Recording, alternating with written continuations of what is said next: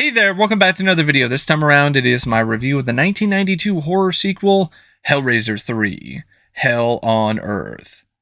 Now, Hellraiser 3 to me personally is an underrated gem. I really enjoy this film. I think this is honestly the last great Hellraiser film.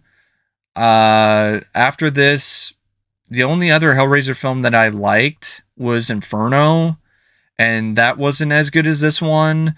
So, yeah, I think they probably would have been fine if they just stopped here and didn't make any more Hellraiser films after Hell on Earth.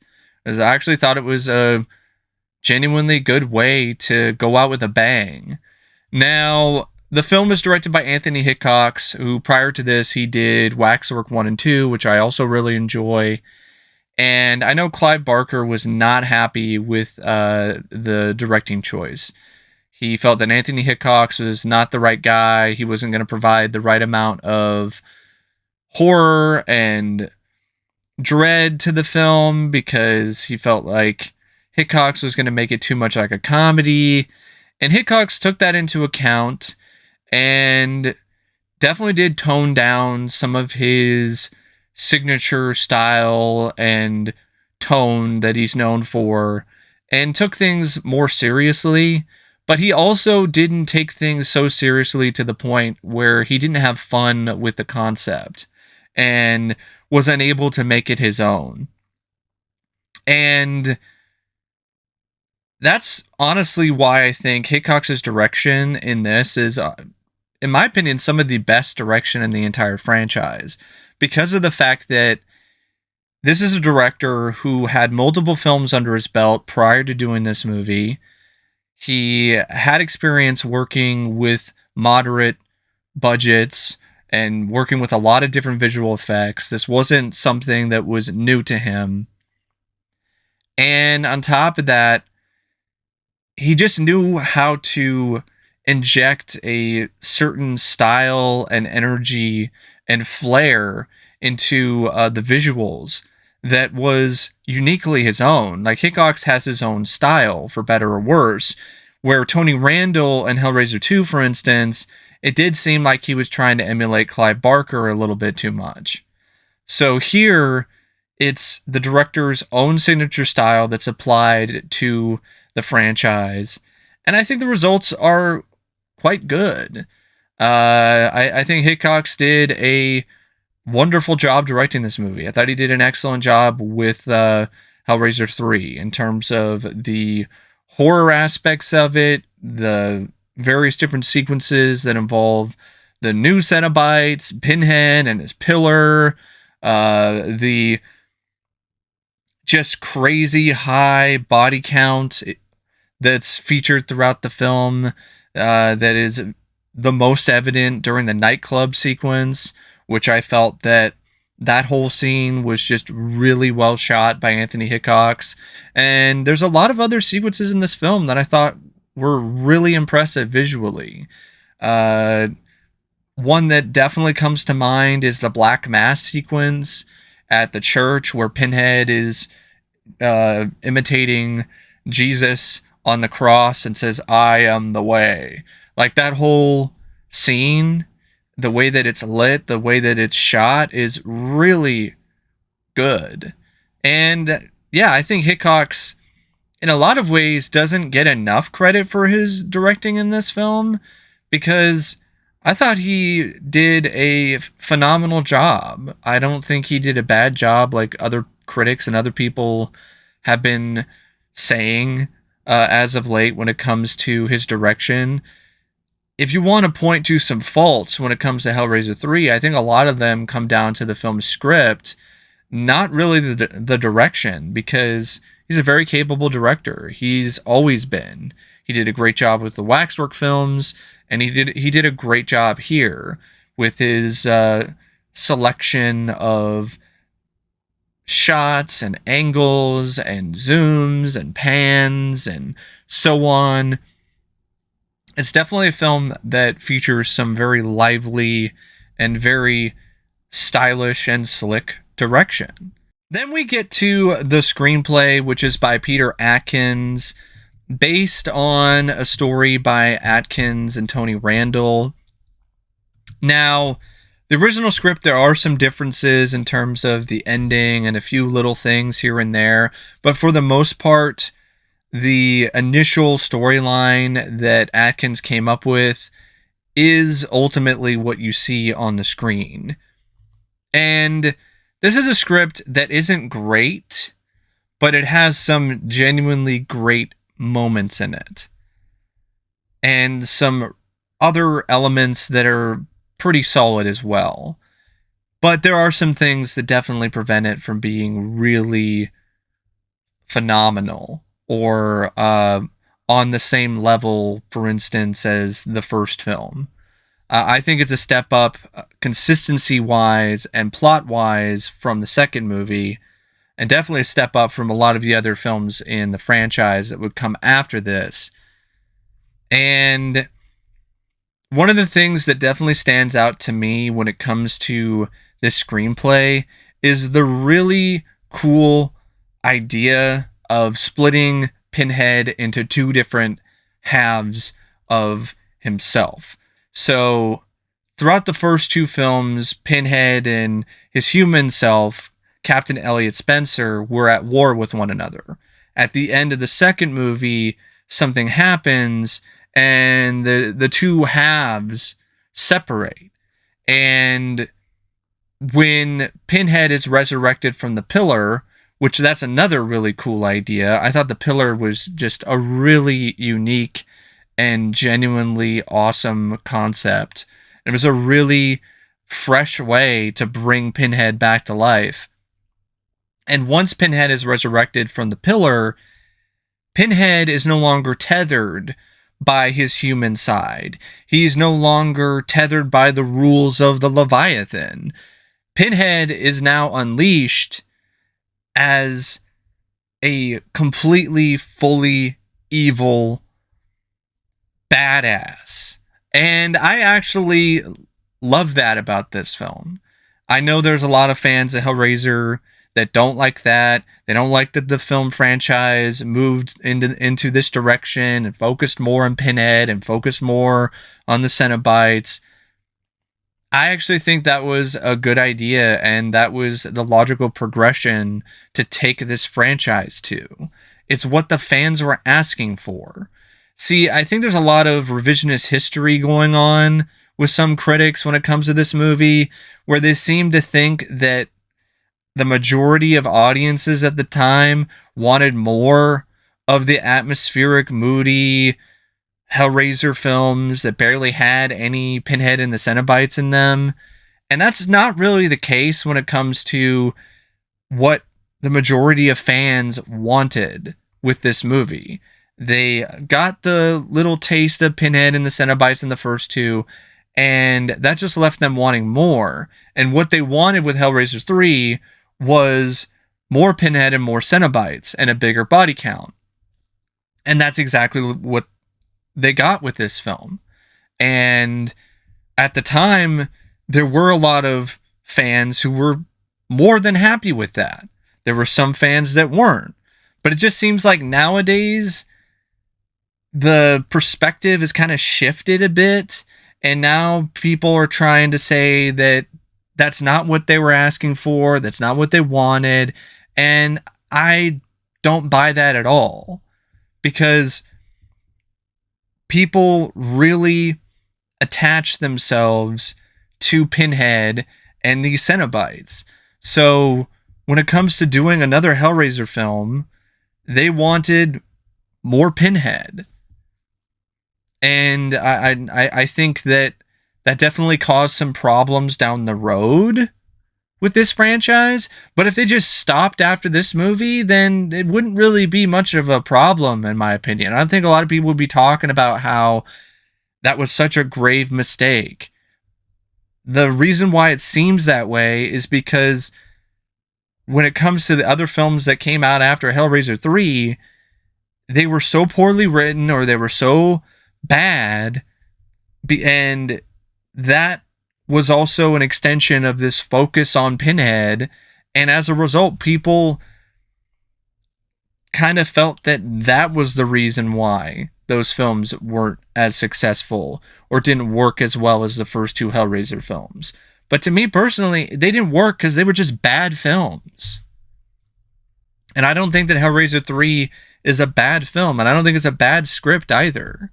Like I said, I like the idea of Pinhead and Spencer separating and warring with one another. And that leads to a really memorable, strong finale where the two fuse together into one, and also showcases some really impressive practical makeup effects.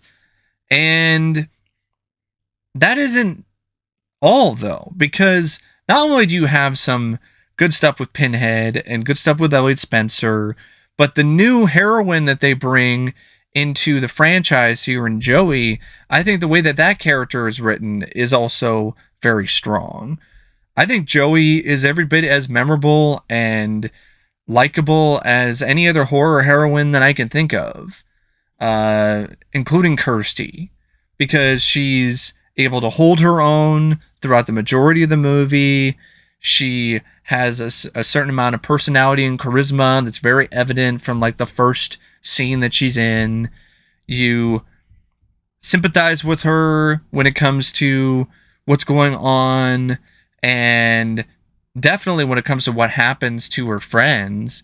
Her cameraman gets turned into a Cenobite, so you really do sympathize with her and you root for her. And then also, because she's an investigator, she's able to carry over this mystery aspect of her trying to figure out what's going on with this mysterious victim, this guy who showed up in an emergency room with chains sticking out of his body, and then he exploded. So now she's trying to figure out what the fuck that is and how that could even happen. And that leads her to finding the boiler room and encountering the owner of the boiler room, JP. And that also leads to her forming a friendship with Terry. And they start living together for a little bit, and the two of them have their moments with one another. And that's another strong aspect of this script, is the moments between those two, which makes what happens to her when she becomes a Cenobite also fairly tragic. I mean, really, when you think about it, almost everyone that she was at all close with gets turned into a Cenobite or gets killed. And speaking of Kirsty, like, they also do bring Kirsty into the fray as well with a clever, nice little cameo where she's on a videotape when she's at the institution and she's explaining some things. So it provides a little bit extra information for Joey to kind of figure out what's going on and what's the connection with this box and all these mysterious things that are happening. And when it comes to the action, this story definitely delivers on that. I mean, there's a whole sequence where Pinhead slaughters an entire nightclub. He kills like hundreds of people with chains and all other kind of implements. There's the stuff with the pillar where he's ripping people's skin off, and then the pillar is like sucking them into it. And there's a lot of fun bits of just over the top wild horror in this.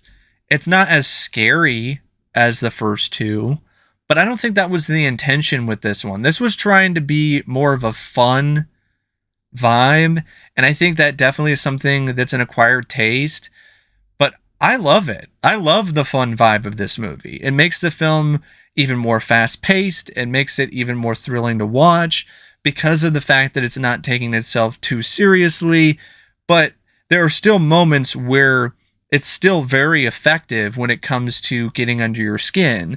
The sequence when Pinhead walks into the church and mocks Jesus Christ and says, "I am the way." Like, that's a really effective sequence, and that's a unnerving scene.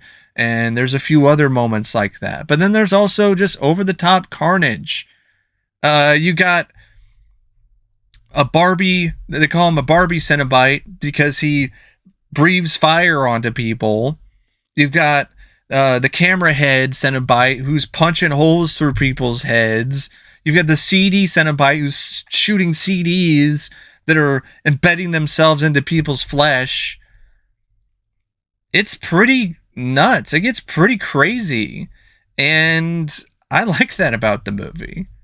The crazier and the wilder this film gets, the more enjoyable it is. The issues that I have with the script, though, are with a few things and a few elements.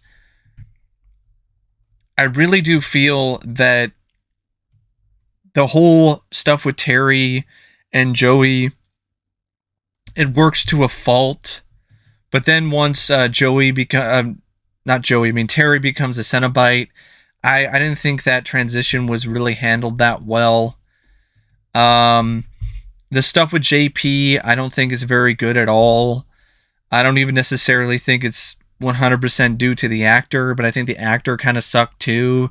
But that whole character, he wasn't like likable in a love it or hate it kind of way. It wasn't one of those like you love to hate this guy.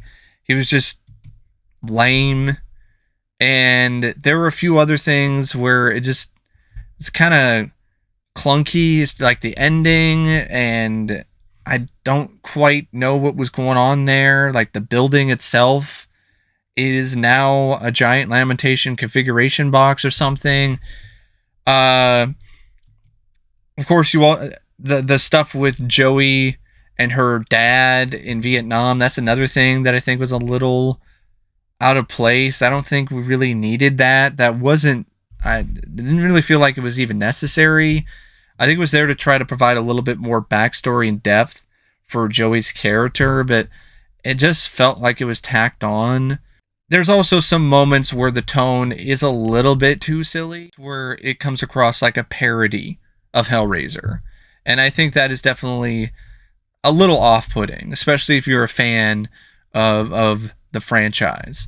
But for the most part, though, I think it's a pretty good script. I think it's got a lot of elements that are really unique and really fun, and I think it works.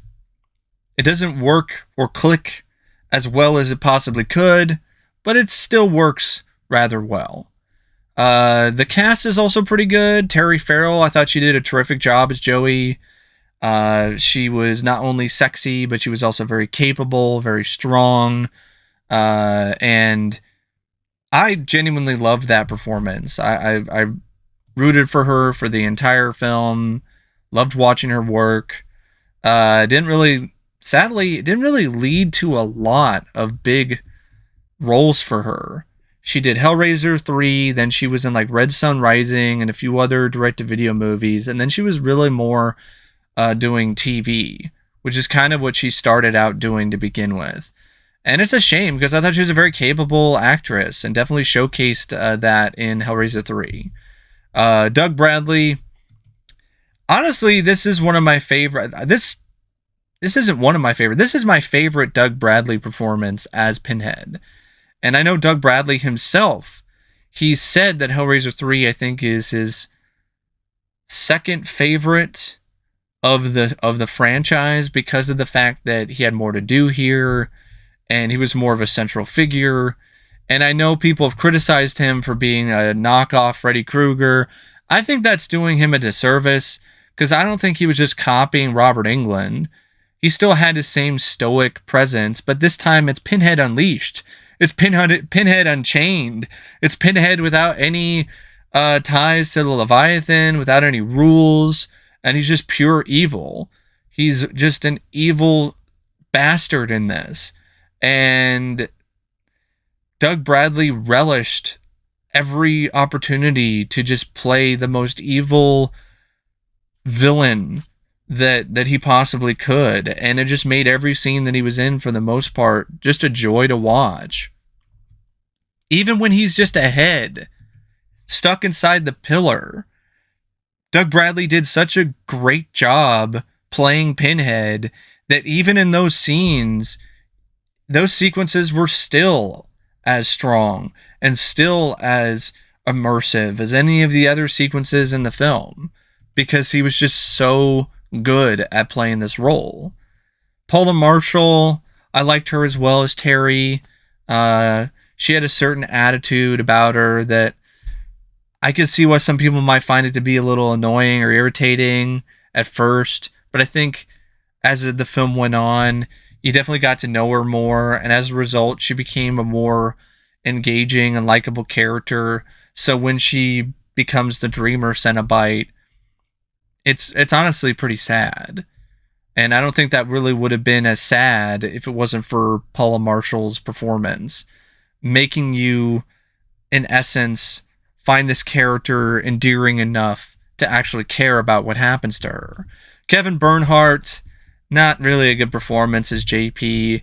Yeah, he's an asshole, but like he's the kind of asshole, just seems like he's trying a little bit too hard to be an asshole, so it doesn't come across as genuine. And then on top of that, this is not the best actor. This is very evident when he's the Pistonhead Cenobite. He went a little bit too overboard with that one. It honestly seemed like he was a reject from Nothing But Trouble. Ken Carpenter, he's another guy who's not really the best actor. Very flat line delivery. But, you know, it was fine. He wasn't really in the film that much. Same thing goes for Peter Atkins. Well, I guess plays the writer of the film. He played the barman. He also played the Barbie Cenobite. Can't really say much about Brent Bolthouse or Eric Willhelm or the new Chatterer, because it's not like they really had much to do. But I think Eric Willhelm as a CD Cenobite and the other Chatterer guy, Robert Hammond, I thought both of them, they did a good job making those Cenobites intimidating enough, despite some of their goofy appearances. So, yeah, it's a good cast. The cinematography is also pretty solid by Jerry Lively. There's some nice looking shots, especially of the city and during some of the nightmare sequences. The church sequence, for instance, the way that the stained glass windows are lit and showcased throughout the scene. The music by Randy Miller, a lot of it's just covers of Christopher Young's music. The most memorable bits of music from this film really are on the film's soundtrack, most notably Hellraiser by Motorhead. But the score is fine, but it's not anything new. It's just copy and pasted bits of the score from the first two films. So that's a little disappointing. They didn't get like a new score. Like, honestly, since this is kind of like a hard rock MTV style Hellraiser film, I honestly feel that the entire movie should have had like a hard rock soundtrack. Maybe have Motorhead do some instrumentals or something. Like, there really wasn't a need for the Hellraiser Christopher Young operatic music in this, because it doesn't really fit the style and the tone of this film, especially when it's cheap. It sounded cheap. It sounded like a cheap knockoff version of Christopher Young's score, which is exactly what it was. And there's also some good editing by Christopher Sibeli and James D.R. Hickox, especially when it comes to the sequences when the Cenobites are blowing up the city and wreaking havoc, or when Pinhead's taking out people in the nightclub. And it's only like 93 minutes, and it goes by at a really fast pace. It doesn't really overstay its welcome. It doesn't get dull. It doesn't get boring. It's one of those sequels to me that I could watch pretty much any time and find equally as enjoyable. I really loved this film. There were some issues, mainly due to some of the elements of the script and some other things here and there, but for the most part, I had a hellacious good time with Hellraiser 3. Yeah, I would definitely recommend it when it comes to the Halloween season, or honestly any time if you're a fan of horror, especially if you're a fan of like Nightmare on Elm Street Part 4 or The Dream Warriors. Like if you like those films, the MTV style slasher films, then Hellraiser 3 will definitely be right up your alley. But anyway, thanks for watching my review of Hellraiser 3, and as always, thanks for watching, and I'll see you later. See ya.